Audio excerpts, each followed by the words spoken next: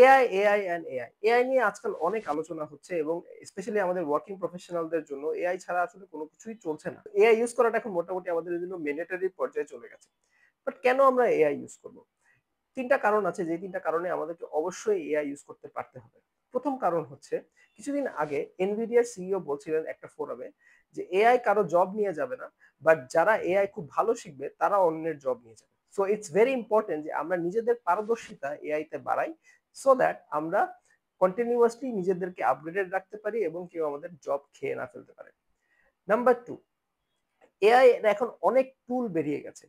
যেমন আপনি জানবেন chat GPT, Copilot, Gemini, Perplexity, Gamma, Napkin AI and so on so forth. অনেক AI platform বের হয়ে গিয়েছে এবং সামনে আরো অনেক প্ল্যাটফর্ম আসবে। এবং আমাদের রেগুলার যেসব টুল আমরা ইউজ করি সেগুলোর ভিতরে এআই ইন্টিগ্রেশন চলে আসছে।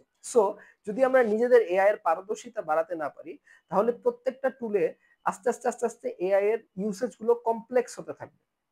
সো সহজ জেনারেটিভ এআই ইউজ থেকে আস্তে আস্তে কমপ্লেক্স হতে থাকবে এবং যতই কমপ্লেক্স হবে ততই আমরা যারা আর্লি অ্যাডপ্টার না হব তারা কিন্তু এআই ইউজ করতে পারবো না, এবং যদি না পারি সেটা আমাদের ক্যারিয়ার লিমিটিং মুভ হয়ে যেতে পারে। এ কারণে আমাদেরকে জেনারেটিভ এআই শিখতে হবে। নাম্বার 3, এআই এর সাথে কিন্তু অনেক ধরনের চ্যালেঞ্জেসও আসে। AI resource availability number 1।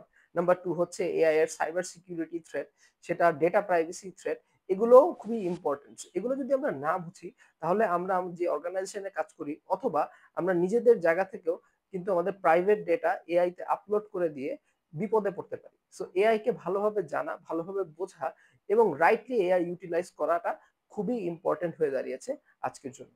So আপনি কিভাবে এআই ইউজ করছেন আমাদেরকে কমেন্ট সেকশনে জানান।